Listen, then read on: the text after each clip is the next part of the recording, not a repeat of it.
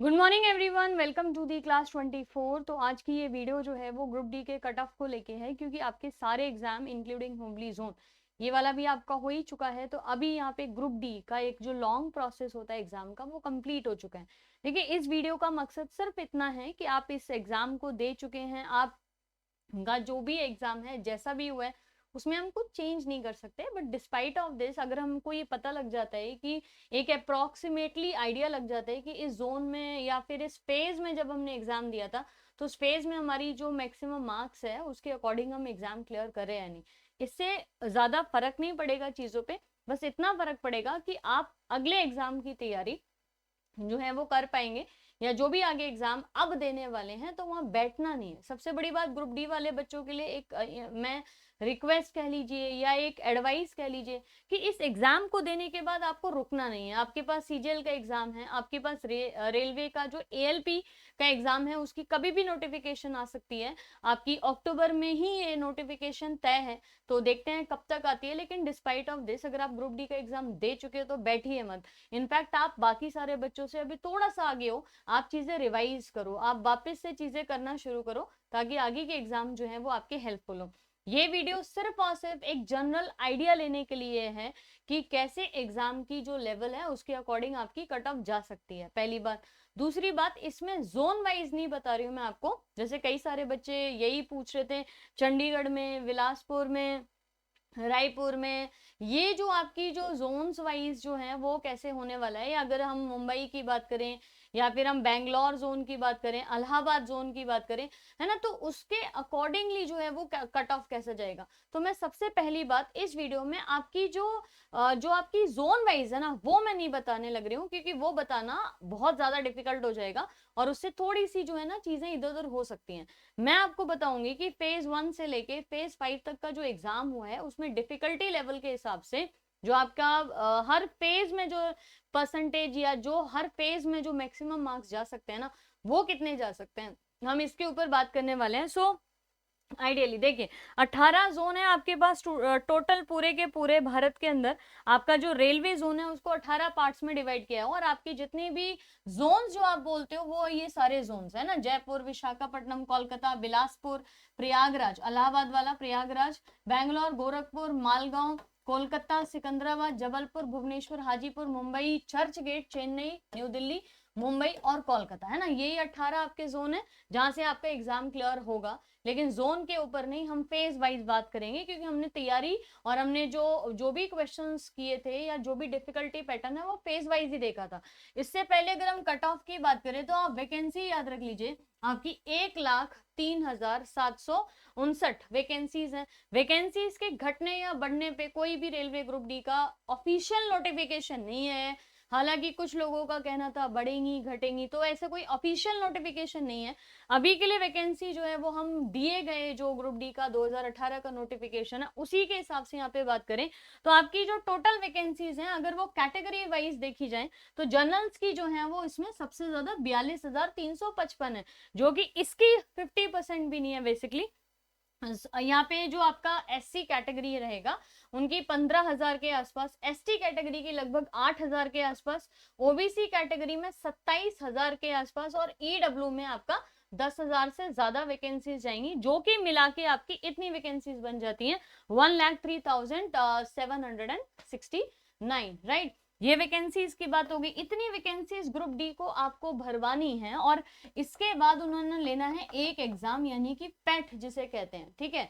Running होगा, कुछ exercise होगा, आपका मेडिकल टेस्ट भी होगा उसके बाद में। लेकिन पेट के लिए आपका कितना बच्चा इसमें इंक्लूडेड होगा ये रेलवे को डिसाइड करना होगा कि वो *3 ले रहा है, *7 ले रहा है, जो कि आइडियली *7 रहता है इनका।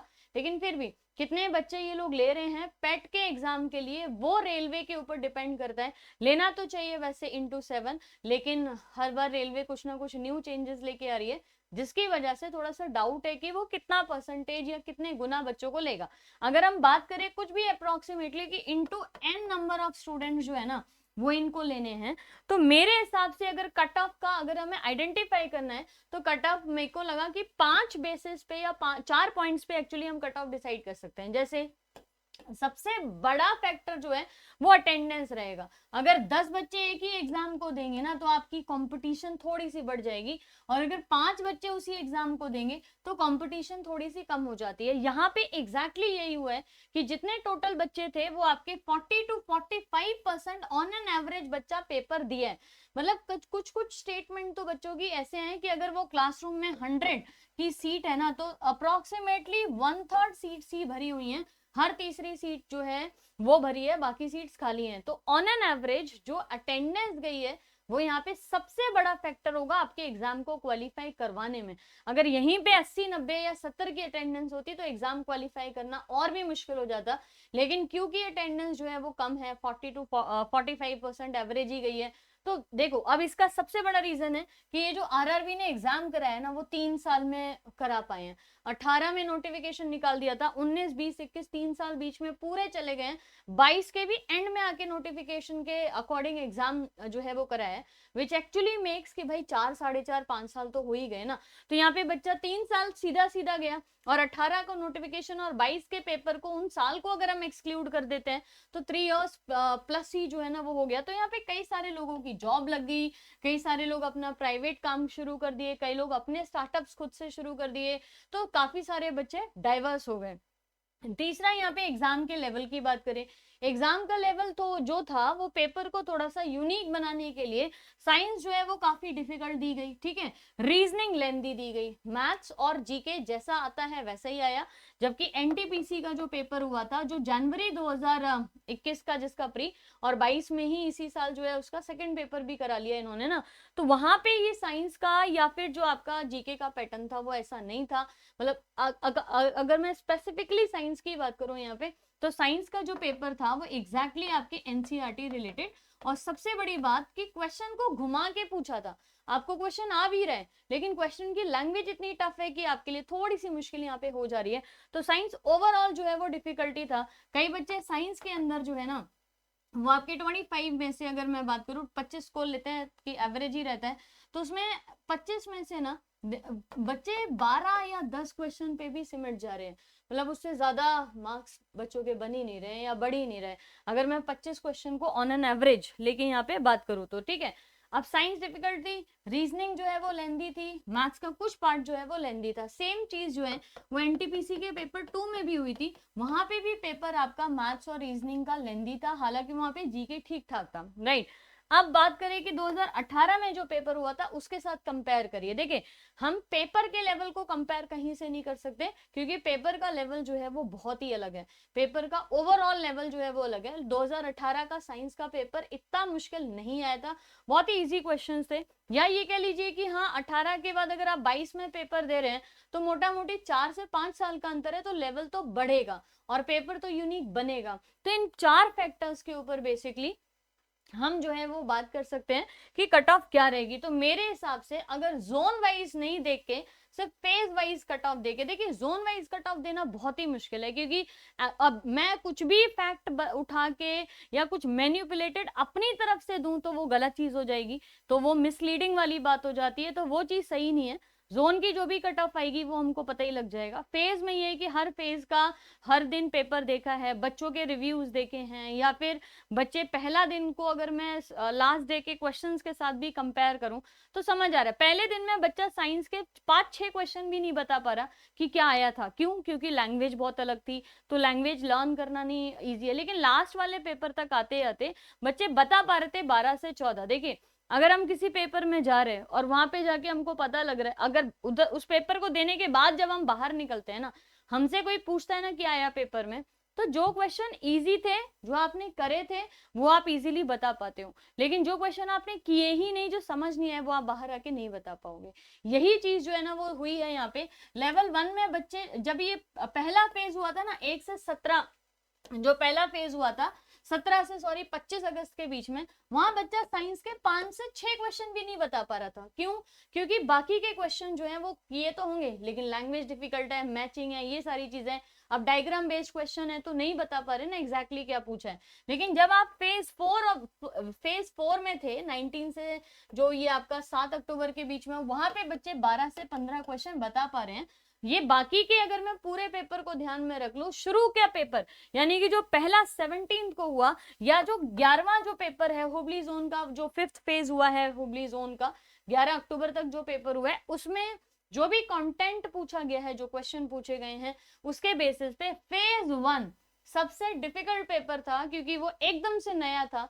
यहाँ फेज 1 के बाद तो बच्चों को समझ आ गया था कि एनसीईआरटी पे करना है चीजें फोकस, कई टीचर्स आपको करा भी रहे हैं एनसीईआरटी, तो थोड़ा सा एटलीस्ट आप मेंटली प्रिपेयर थे। फेज 1 वाले बच्चे बिल्कुल भी मेंटली प्रिपेयर नहीं थे कि ऐसा पेपर आएगा या साइंस आएगी अलग, राइट। तो फेज 1 का अभी हम यूआर की ही बात कर लेते हैं। फेज 1 में आपकी अप्रोक्सीमेटली कट ऑफ जो है, मैं देखो एग्जैक्ट ही बता रही हूँ, वरना अगर मैं ब्रैकेट रखना चाहूँ तो मैं बहुत बड़ा ही रख सकती हूँ कि 60 से 66 के बीच में, नहीं, वो ब्रैकेट में नहीं रख रही हूँ आपका, क्योंकि कितना भी मुश्किल पेपर हो, बच्चे 3 साल से तैयारी कर रहे हैं, इसमें हम कर देते हैं 66 प्लस माइनस 4, ठीक है। तो आपकी 60 से लेके 64 के बीच में, या फिर अगर देखो ये मैक्सिमम है, अगर मैक्सिमम भी गई तो इतनी जाएगी, वरना इससे कमी होगी। तो प्लस माइनस 4 करते हुए आपकी जनरल की कट ऑफ जो है वो तकरीबन 60 से 66 के बीच में रह सकती है, 60 से 66 के बीच में, राइट। आपकी जो सेकेंड फेज गया है, जिन बच्चों का पेपर आपका 26 सितंबर से 8 सितंबर के बीच में, 8 हाँ अगस्त में शुरू हो गया था ना पेपर, तो 26 अगस्त से 8 सितंबर के बीच में, अच्छा ये 17 से 25 अगस्त वाला हो गया, सॉरी 17 से 25 अगस्त में ही शुरू हो गया था, तो लंबा पेपर चलता है ना इतना। अगस्त से सितंबर जो कि सेकंड फेज हुआ है, वहां पे आप ज्यादा नहीं बढ़ाइए, क्योंकि पेपर के डिफिकल्टी लेवल में कोई अंतर नहीं था। यहाँ पे भी मैं 67 प्लस माइनस 4 कर रही हूँ, यानी कि अगर आपके 61 62 मार्क्स भी हैं तो आप इन दोनों को क्वालिफाई कर रहे हैं। 8 सितंबर से लेके 19 सितंबर के बीच में जो पेपर हुआ है, वहां की कट ऑफ आपकी लगभग 69 जाएगी, जिसमें कि प्लस माइनस में फिर से 4 ही कर रही हूँ, इसमें बहुत 65 तक जा सकता है कट ऑफ। यानी कि अगर मैं आपने अगर 8 सितंबर से 19 सितंबर के बीच में पेपर दिया है, तो उसकी कट ऑफ प्लस माइनस 4 69 के आसपास हो सकती है। अब लास्ट के दो फेजेस, एक तो 19 सितंबर से लेके 7 अक्टूबर तक जो पेपर हुआ है, वहां पे काफी चीजें क्लियर थी, क्वेश्चन कई रिपीट भी किए, जैसे कई बच्चे ना आके ये कमेंट या स्टेटमेंट देते थे कि जो एनालिसिस है उसको करने का कोई फायदा नहीं होता है। वैसे तो बार बार वही चीज करने का कोई फायदा भी नहीं होता है, क्योंकि 3+ ईयर आप पढ़े हो, साइंस जो है वो आपने पूरी तरीके से की है, बस ये है कि लास्ट टाइम पे एक रिवीजन एनालिसिस से आपको आइडिया लग जाता है भाई क्या है। लेकिन जो मैंने बोला, बच्चे 5-6 क्वेश्चन से ज्यादा नहीं बता पा रहे थे क्या है, अब अपनी तरफ से तो हम उन्हीं 5-6 बेसिस पे हजारों क्वेश्चन भी बना दे, उससे फर्क नहीं पड़ता ना। लेकिन फर्क पड़ता है कि आपकी 3 साल जो है ना तैयारी कैसी थी, मेनली आपने पिछले 1 महीने में क्या किया, उससे बहुत बड़ा फर्क नहीं पड़ता है। और मैं मानती हूँ कि कई सारे बच्चे मेरे साथ इस चीज को लेके एग्री कर रहे होंगे कि अगर ये किसी भी एग्जाम से आप 1 महीने पहले या 2 महीने रिगरस तैयारी भी कर लो, 18 घंटे भी पढ़ लो, तो आपके चांसेस कम हैं उन बच्चों से जो पिछले 3-4 साल से उसी एग्जाम के लिए तैयारी कर रहे हैं, उसी जोश में लगे हुए हैं, भले ही वो दिन के 18 नहीं लेकिन 5-6 घंटे भी पढ़ते हैं, लेकिन कंटिन्यूअस पढ़ रहे हैं। थोड़ा और लंबे समय तक के लिए पढ़ना ज्यादा फायदेमंद होता है, और छोटे समय के लिए पढ़ना, लेकिन 1 महीने आप पढ़े लेकिन पढ़ 18 घंटे रहे, उसमें श्योरिटी नहीं होती है। तो यहाँ पे कई सारे बच्चे जो इस जोन को या इस एग्जाम को क्वालिफाई कर पा रहे हैं, वो बच्चे हैं जो लगभग 3-3.5 साल से लगातार तैयारी कर रहे हैं बिना रुके हुए। तो उन बच्चों को तो खैर कट ऑफ मोहताज नहीं है उन बच्चों के एग्जाम को क्लियर करने की, वो लोग एग्जाम क्लियर करेंगे ही करेंगे, ठीक है। तो यहाँ पे आपका जो 19 से लेके 19 सितंबर से 7 अक्टूबर का जो पेपर हुआ था, वहां पे थोड़ा सा लेवल अब इजी हो जा रहा है, क्योंकि क्वेश्चन फिनिश हो गया एनसीईआरटी के, एग्जाम्पलर आए थे सारे एनसीईआरटी के, तो वो फिनिश हो चुके हैं। यहाँ पे 72+ की चांसेस हैं, मतलब आके 4th फेज के जो बच्चे हैं वहां आके ये हो सकता है कि आपकी कट ऑफ लगभग 70 के आसपास जो है वो पहुंच जा रही हो। और हुबली जोन के बच्चे जिन्होंने ये 4 चीजें देख ली हैं, उनके लिए जो कट ऑफ है वो 74, अगेन मैं प्लस माइनस 4 ही करूंगी कि कट ऑफ जो है ना वो 70 के आसपास रहेगी। यहाँ पे शुरू से 60-61 के आसपास रह सकती है, हालांकि जो मैंने यहाँ पे मार्क्स लिखे हैं वो काफी सोच समझ के लिखे हैं और एग्जैक्टली हो सकता है इतनी भी जाए, लेकिन फिर भी हम +-4 का चांस हमेशा लेके चलेंगे। 62 cut off, 60 then 3 cut off, then 60 आपकी 5 कट ऑफ, 72 जो है वो आपकी 70 के आसपास हो सकती है और 74 में आपकी 75 के आसपास जा सकता है, मतलब +-4 है। चाहे 4 आगे बढ़ सकते हैं, 4 पीछे भी हो सकते हैं। अब जोन वाइज जब आएगी तो यहीं पे यही जो है ना नंबर आपका इधर उधर घूम रहा होगा, थोड़ा बहुत नंबर इधर उधर घूम रहा होगा। जिनमें हाई कट ऑफ जाती है उनमें भी 75 76 के आसपास नहीं जानी चाहिए, इतनी ही कट ऑफ जाएगी। जहाँ लो कट ऑफ जाती है उसमें भी 55 से नीचे नहीं जाएगी, है ना, इतनी तो क्या ही जाएगी ना नीचे। SC ST की अगर हम बात कर लें तो SC वाला जो पार्ट है वो 52 54 56 58 और 60+। यहाँ पे प्रिडिक्ट करना थोड़ा सा आसान था कि यार इतनी ही जाएगी, इससे ज्यादा नहीं जाएगी। यहाँ पे थोड़ा कंफ्यूजन है, इसीलिए प्लस लिखा है। तो होपफुली ये चीजें आपको हेल्प करेंगी चीजों को समझने के लिए। मतलब जो बच्चे ये सोच रहे हैं कि अरे हमने सिर्फ 64 मार्क्स किए हैं लेकिन हमारी एक्यूरेसी बहुत अच्छी है, या आप में से कई ये बोल रहे हैं ना कि हमने तो 71 किए हैं सपोज, है ना, और हमारे मैक्सिमम क्वेश्चन ठीक है, 99% ठीक है चीजें, 98% ठीक है, एक आधी गलत हो सकता है और हम फेज 2 में हैं, तो आपका क्वालिफाई हो जाएगा एग्जाम। कहने की बात मतलब ये है। तो एक बार इसी जोन में अगर आप हैं यहाँ पे, मतलब ओवरऑल अगर मैं आपसे बोलूं कि अगर आप 60 से लेके 70 के बीच में आपके मार्क्स आ रहे हैं तो आप जोन वाइज देख लीजिए आप कहाँ पे लाई कर रहे हैं, आपका एग्जाम क्लियर होगा। हाँ, हालांकि ये वाली बात अच्छी भी है और बुरी भी है कि ग्रुप डी की जो आपकी वैकेंसीज हैं वो पहले फिल कराई जाएंगी सरकार के द्वारा, गवर्नमेंट के द्वारा, क्योंकि इन्होंने बोला है जैसे कि ग्रुप डी का एग्जाम जो है वो बाद में हुआ है लेकिन पैट करा के उसकी ज्वाइनिंग पहले हो जाएगी मार्च तक। एनटीपीसी जिसका एग्जाम पहले हो चुका था उसकी ज्वाइनिंग बाद में होगी। या तो आप ये कह लीजिए नंबर ऑफ सीट्स ऑलरेडी 3 गुना ज्यादा है, ग्रुप डी में 1 लाख से ज्यादा है और एनटीपीसी में 35,000 के आसपास जो है वैकेंसीज है। तो बड़ी वैकेंसीज का नंबर फिल कराना थोड़ा सा एफर्ट लग सकता है, इसीलिए ग्रुप डी पहले करा रहे हैं।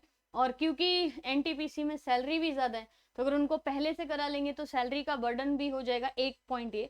दूसरा उनकी वैकेंसीज कम है तो इजीली मैनेज यहाँ पे हो जाएंगी।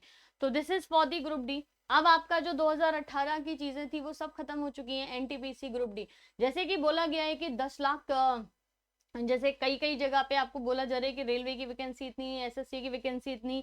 एसएससी में वही आपकी ताबड़तोड़ वैकेंसीज है, हर एग्जाम में 20-20 30-30 हजार है। एसएससी है, जीडी है, हर एग्जाम में सीएचएसएल का पेपर हो गया, ये आपका एमटीएस का जो पेपर होता है, तो एसएससी के पेपर के भी बहुत सारे वैकेंसीज है। और रेलवे में भी आगे आपके 2 पेपर आने वाले हैं, एएलपी और आरपीएफ। आरपीएफ की अभी हवा नहीं बिल्कुल चल रही है, लेकिन एएलपी का जो एग्जाम है वो आइडियली अगर हम एक किसी एग्जाम के पैटर्न को समझे तो लास्ट 2018 में इन्होंने निकाली वैकेंसी, उसके हिसाब से 2022 में आ जानी चाहिए। कई कई जगह पे अपडेट भी किया जा रहा है कि अक्टूबर में नोटिफिकेशन आ सकता है, नवंबर में कोई इससे रिलेटेड बड़ी न्यूज आ सकती है। तो हमें इसका वेट नहीं करके, और काफी सारे बच्चे बोल भी रहे हैं, तो आपका मैं एएलपी असिस्टेंट लोको पायलट का जो है वो क्लासेस साइंस के जो है शुरू कर दे रही हूँ। लेकिन बाकी चीजों की इंपॉर्टेंस क्या रहेगी, जीके कैसे पढ़ना है, कितना पढ़ना है, यानी कि एएलपी का सिलेबस कितना रहता है, नोटिफिकेशन कब आ सकता है और टेंटेटिव एग्जाम डेट्स क्या हो सकती हैं, इसके ऊपर हम आज शाम को बात करेंगे, जहाँ पे 7 PM पे ना मैं ये वाली बात आपके लिए यहाँ पे करने वाली हूँ। और एएलपी के प्रीवियस ईयर क्वेश्चन जो है वो मैं आपको कल से करा दूंगी, साइंस और जीके से रिलेटेड सारे, ठीक है, साइंस एंड जीके से रिलेटेड सारे क्वेश्चंस हम करेंगे। तो आइडियली साइंस अब हम कर रहे हैं जो एसएससी के बच्चों को भी बहुत ज्यादा हेल्प करेगी, लेकिन एएलपी वाले बच्चे जो तैयार बैठे हुए हैं कि कभी भी क्लास जो है वो एग्जाम नोटिफिकेशन आ सकता है, तो उनके लिए ये क्लास बहुत इंपॉर्टेंट होने वाली है, ठीक है। तो ये वाला पार्ट है। बाकी एसएससी वाले जो बच्चे हैं वो ध्यान रखें, आपकी ब्रह्मास्त्र की बैच जो है वो चल रही है, जहाँ पे साइंस में सेल वाला चैप्टर जो है वो मैं करा रही हूँ। तो होपफुली आज पूरा पार्ट सेल ऑर्गेनल वाला मैक्सिमम पार्ट जो है वो मैं कवर करा दूंगी। टिल देन आप क्लास 24 पे जाके ब्रह्मास्त्र बैच ज्वाइन कर लीजिए। साइंस की मेरी अलग से भी क्लास है, वैसे भी सबके साथ है, सबके साथ जो है वो सीजीएल की तैयारी कर लीजिए। ये आपको एएलपी में भी बहुत मेहनत करेगा, बहुत ज्यादा मदद करने वाला है, और बाकी का भी कोई एग्जाम दे रहे हैं तो होपफुली। अच्छा, इस कट ऑफ वीडियो को आप किसी भी तरीके से कोई नेगेटिव एस्पेक्ट में लेके नहीं जाइए। इसका मेन मोटिव ये है कि आप क्लियर रहें अपनी थॉट्स में और आगे के जो पेपर हैं उनके ऊपर फोकस कर सकें।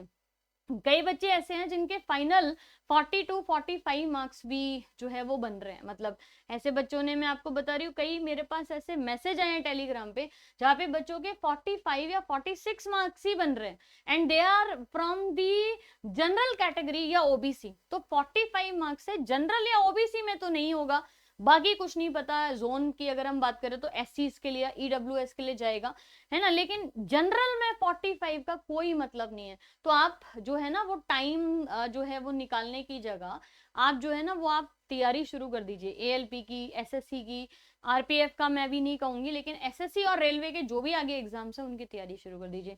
मेनली ये वीडियो इसीलिए था कि रुके नहीं, थके नहीं, बस आगे चलते जाएं और चीजों को यहाँ पे बढ़िया करते जाएं। स्टेट्स वाली क्लास जो है वो आज आपकी शाम को एएलपी के डिस्कशन के साथ मैं डिक्लेयर कर दूंगी, और कल से स्टेट वाली क्लास जो है वो भी अपन शुरू कर रहे हैं, ठीक है। अभी के लिए guys thank you so much, bye bye, take care.